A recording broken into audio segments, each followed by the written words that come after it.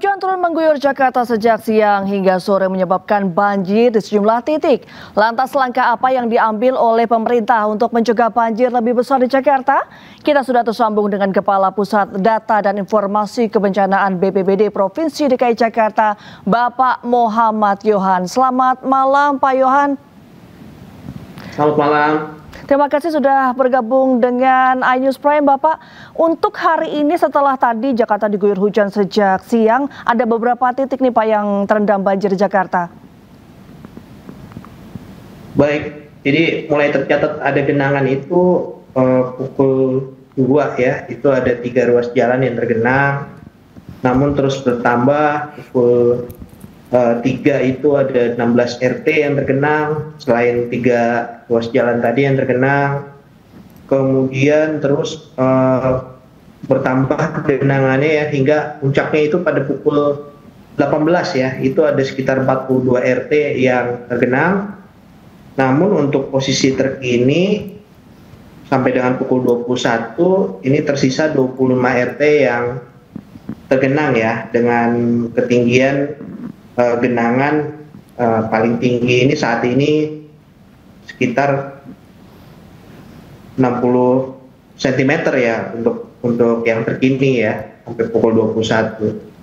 Namun demikian tadi pukul 18 itu sempat ada wilayah-wilayah yang memang tergenang sampai 90 cm ya. Syukur sekarang sudah berkurang cukup cepat ya, surutnya cukup cepat dari beberapa titik. Sekarang tersisa 25 RT yang masih tergenang ya, kira-kira seperti itu. Ada belasan bahkan puluhan titik yang tergenang banjir, ini penyebabnya apa, Pak Yohan? Baik, memang terpantau bukan hanya di Jakarta yang hujannya cukup deras ya, tapi di wilayah seputar Jakarta seperti di Kota Bogor, di Kota Depok, Kabupaten Bogor, bahkan dapat info di Bekasi juga hujannya cukup deras ya, sehingga tentunya ketika hujan itu cukup intensitasnya cukup tinggi, ada batasan kapasitas daripada saluran air dan sungai yang mengakibatkan akhirnya terjadi meluap ya, dan menimbulkan genangan. Jadi kira-kira seperti itu yang nampaknya yang menjadi penyebab genangan itu hari ini cukup banyak ya, dikarenakan curah hujannya beserta debit airnya itu cukup masif ya, sehingga mengakibatkan genangan. Ini ada informasi bahwa curah hujan ini akan tetap tinggi sampai tahun 2026, terutama bulan Februari sampai bulan Februari begitu, Bapak. Ini apa yang perlu dievaluasi supaya tidak terjadi hujan, tidak terjadi banjir lebih parah lagi begitu untuk esok hari? Baik, tentunya mengevaluasi banjir itu ya tentunya kita lakukan sepanjang tahun ya. Jadi bukan hanya dievaluasi, tapi ada langkah nyata yang kami lakukan oleh Pemprov DKI Jakarta. Ada pendekatan penanganan banjir itu secara struktural maupun non struktural. Yang struktural tentunya kita berkoordinasi dengan berbagai pihak terkait penanganan banjir ya. Alhamdulillah di Jakarta untuk dinas-dinas itu cukup solid ya.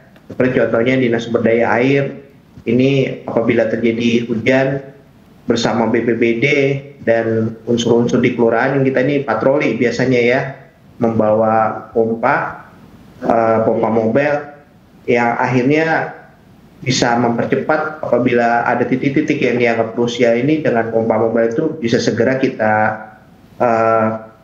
sedot ya genangannya. Seperti tadi yang disampaikan bahwa ada genangan di Jalan Ciledug Raya, itu memang ada patroli di sana yang memang selalu standby dengan pompa mobile. Selain itu, Dinas Sumber Daya Air juga memiliki pompa-pompa stasioner ya, jumlahnya cukup banyak dan memang ditempatkan di titik-titik tertentu seperti di Kemang ya, itu ada 1 pompa stasioner yang diaktifkan. Namun demikian pada hari ini juga tetap jalan di Kemang itu beberapa saat itu tergenang ya, dikarenakan memang curah hujannya cukup tinggi dan debit airnya itu tidak tertampung oleh saluran air. Kalau untuk rekayasa cuaca sudah dilakukan, Bapak? Bagaimana, Mbak? Untuk rekayasa cuaca apakah sudah dilakukan? Oh, sudah dilakukan. Tapi yang untuk hari ini memang kita tidak ada rekomendasi dari BMKG maupun BNPB untuk melaksanakan modifikasi cuaca ya. Jadi kita walaupun memiliki anggaran untuk melaksanakan hal tersebut, otorisasinya juga kita harus dapat saran dan masukan juga persetujuan dari BNPB maupun dari BMKG ya. Nah, untuk kejadian hari ini memang tidak ada rekomendasi dari BMKG maupun BNPB. Tapi pada tanggal 5 sampai 10 November kemarin, kita betul-betul disarankan oleh BMKG dan BNPB untuk melaksanakan rekayasa cuaca ya, operasi modifikasi cuaca ya, sehingga pada beberapa hari itu hanya 1 hari yang memang terjadi hujan tapi tidak menimbulkan genangan, walaupun diperkirakan intensitasnya cukup tinggi ya di hari tersebut. Baik, Pak Yohan, terima kasih atas informasinya. Selamat malam dan salam sehat selalu. Ya, hujan yang mengguyur Jakarta pada Selasa sore membuat sejumlah wilayah terendam banjir. Banjir tersebut mengakibatkan kemacetan dan sejumlah kendaraan mati mesin.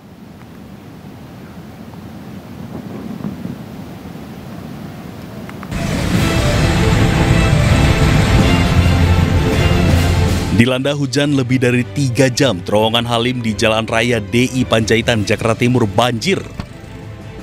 Ketinggian air mencapai 60 cm mengakibatkan kemacetan. Para pengemudi roda 4 dan roda 2 yang melintas jalan tersebut harus mengurangi kecepatan. Sementara pengendara roda 2 yang nekat menerobos banjir harus mengalami mati mesin. Banjir juga merendam ruas Jalan Raya Duri Kosambi, Cengkareng, Jakarta Barat. Tidak hanya membuat angkutan umum mogok, air setinggi 30 cm ini menyebabkan sejumlah pengendara sepeda motor yang takut mogok terpaksa menggunakan trotoar.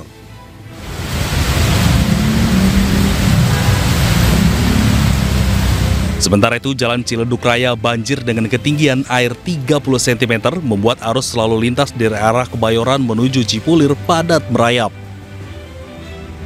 Sejumlah pengendara yang nekat menerobos genangan air mengalami mati mesin atau mogok. Dari Jakarta, tim liputan iNews melaporkan. Ya, pemirsa, hari ini DPR RI resmi menyahkan Kitab Undang-Undang Hukum Acara Pidana. KUHP baru akan berlaku 2 Januari 2026. Tibalah saatnya kami minta persetujuan fraksi-fraksi terhadap rancangan undang-undang tentang Kitab Undang-Undang Hukum Acara Pidana. Apakah dapat disetujui untuk disahkan menjadi undang-undang? Setuju. Terima kasih. Revisi KUHP resmi disahkan hari ini. Peresmian dilakukan pada sidang paripurna ke-8 masa persidangan 2 tahun 2025-2026. DPR tegaskan revisi KUHP sudah melalui pembahasan mendalam dengan sejumlah perwakilan sipil dan ahli. Menteri Hukum Supratman Andi Aktas memastikan KUHP yang baru saja disahkan akan berlaku pada 2 Januari 2006 mendatang. Berlakunya KUHP ini akan bersamaan dengan Kitab Undang-Undang Hukum Pidana atau KUHP yang sudah lebih dahulu pengesahannya. Yang jelas bahwa dengan berlakunya KUHP kita di tahun 2026, 2 Januari yang akan datang, sekarang KUHP-nya juga sudah siap. Jadi otomatis dua hal ini, hukum material dan formilnya itu dua-duanya sudah siap. Sementara itu, Komisi 3 DPR RI klarifikasi atas informasi yang beredar terkait KUHP yang baru.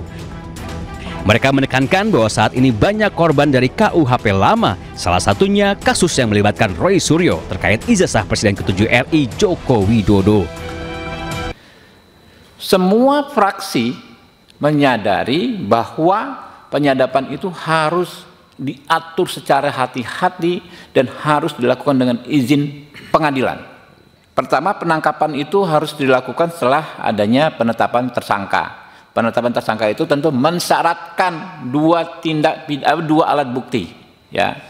Lalu penahanan itu ya syaratnya ini jauh lebih berat, ya, jauh lebih objektif dibandingkan dengan apa yang diatur di KUHP Orde Baru. Sekarang ini banyak sekali orang menjadi korban KUHP Orde Baru, Lihat misalnya rombongannya kelompoknya Roy Suryo dan segala macam. Itu kan korban KUHP Orde Baru. Kenapa? Ya. Kalau menurut standar KUHP baru, Roy Suryo CS penanganan kasusnya bisa dengan restoratif justice. DPR menyebut Kitab Undang-Undang Hukum Acara Pidana yang baru ini lebih berpihak kepada rakyat dan menghadirkan keadilan yang lebih manusiawi. Dari Jakarta, tim liputan iNews melaporkan.